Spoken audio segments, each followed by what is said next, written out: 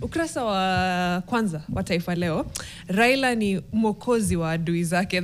That headline really got me, but it goes on to say alimnasua Uhuru Kenyatta mwaka wa 2018 dhidi ya Ruto, kisha mwaka wa 2024 akamwokoa Ruto dhidi ya Gachagua. So yes, he seems to make enemies and then come and rescue them. There's a saying, Captain save us something. So ukurasa wa tatu, yes, wa Taifa Leo, that story is now in full. Na Rais William Ruto yuko katika hali ambayo mtangulizi wake Uhuru Kenyatta alijipata mwaka wa 2018 hadi akamhitaji bwana Raila Odinga kwa dharura kuokoa serikali yake iliyokumbwa na upinzani mkali.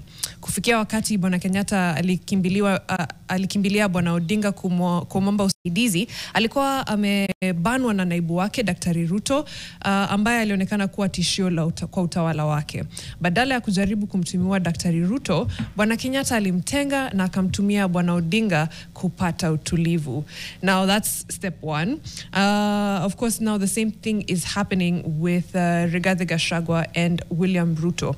Huku akijua vyema kwamba bwana Ruto angetumia idadi kubwa ya wabunge waliomunga mkono kuyumbisha utawala wake, bwana Kenyatta alimwendea bwana Odinga na kuwa mwokozi wake kisiasa. And then we saw that pattern repeated with Rigathi Gachagua, of course. Na labda katika kujaribu kufanya mambo kwa njia tofauti, badala ya kumvumilia bwana Gachagua kama vile bwana Kenyatta alivyomfanyia, Daktari Ruto alihakikisha kuwa Gachagua aliondolewa mamlakani. Kuna uwezekano kwamba kwa kufanya hivyo, Rais Ruto alifikiri angemaliza changamoto ya kutofautiana na naibu wake. Alimchagua Profesa Kithure Kindiki kutoka Mlima Kenya kuwa naibu wake. So, quick question. Why is Raila Odinga consistently saving his enemies or appearing to save his enemies? It's you go head to head with Uhuru Kenyatta, you lose. Okay. Uhuru and Ruto clash, you're there to help him, whether it's BBI or handshake, etc. You go head to head with Dr. William Ruto, you lose. Okay. Him and the deputy have an issue, you're there again swooping in to save the day. What is it strategy? Do we lack political strategy? Is that what we're not seeing? Or is it just proximity to power that is so attractive to Raila Odinga that he can't do without it. Yeah. He can't be away from it. A mix of. Sometimes I'm like, is there also a part of him that likes to be mediator, or is that too strange to think about? No, it's possible actually. You like just being a go-between. And I think that's why even trying to push for the AU seat, I think that would have been a comfortable space for him, because then you're able to just connect with all and not really side with any. But it could also, Mariam, be a combination of everything you've just said. And all of those three things. It's a hard one to read. Okay. It's a hard one to read. It can be, somebody can give you the answer that, because he's a nationalist. He sees, this kind of political differences could take the country down. So he just comes in to say, you know what, for the sake of the country, for the sake of stability, let me come in and, forget our differences. Pacify. Yes, forget our differences. Let's just work together to maintain a stable country. Yeah, and once we do that, what's in it for me? Thank you for adding that part, because I was like, out of the goodness of your heart. Yeah. No. Out of all that, that's one end of the answer that you can receive. Okay. The other end will go all the way into opposition leader instead of opposition leader. Yeah. Right. So I'm in the opposition, but now I've got all the leverage that I have. So you're going to come to me, right? Because of the nature of our politics is, you get to a level where it's 50-50. The person who has won has just won with just a slim margin. Okay. And then the other side is so galvanized towards this other leader.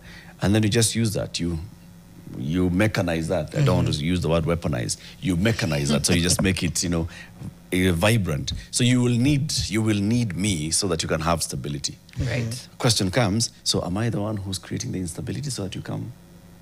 Wow. Oh. That's a spanner in the works. It really is. Yeah. Yep. Because sometimes if the situation for you does not arise for you to be the hero, maybe you need to make it arise. Yeah. But also it just speaks about our politics, because this thing of saying, you know what, half the country is divided right down the middle. That's how countries are divided politically across the world, right? Yep. in those countries where, like Rwanda, a president receives over 90% approval rating. What do people say about it? Kind of democracy is that? Yeah. What is that? What do you see? What's it? So the other countries, the countries are actually divided where the person who is winning a majority is just a slim one. I think the but issue you do is not see the entire country now saying, you know what, we are divided. No, but in those cases, when there's the 51-49, for example, the 51 forms government. You know what the 49 does? They form opposition.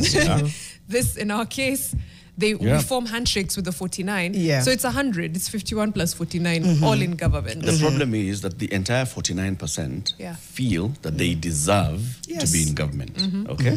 And so they want to be in government at this time. They do not want to play the role of opposition. They don't want to say, okay, so you guys won. We are going to put you in check. We are going to prove over the next 5 years that we are a better alternative. Right. They don't want to wait the 5 years. No. They say, no. Mulituibia, servers, open server, so we just get into that kind of murky water. So it becomes unstable, and now you come in and start saying. And then there's a weak or almost non-existent opposition. Yeah. Right. Yeah, they're just like, I've been waiting for this reward for too long. I think I'm going to take it.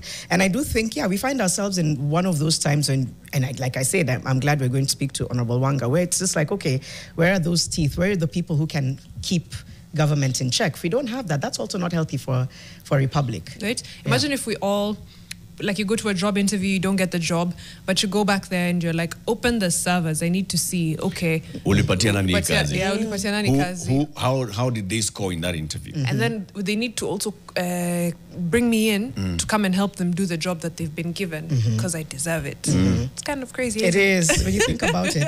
When you think about a lot of things that happen in Kenya.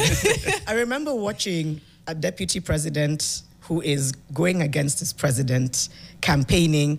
And for a second, I was just like, wait, how does this happen?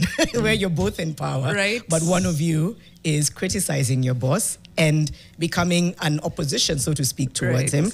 And I remember quite a few media houses here and globally just kind of were like, this is interesting. Obviously, it's not the first time it's happened, but that gives you an idea of just how meshy and unpredictable our politics is. The problem is when it affects the day-to-day running of a country, which is, I think, where we find ourselves today. Yeah.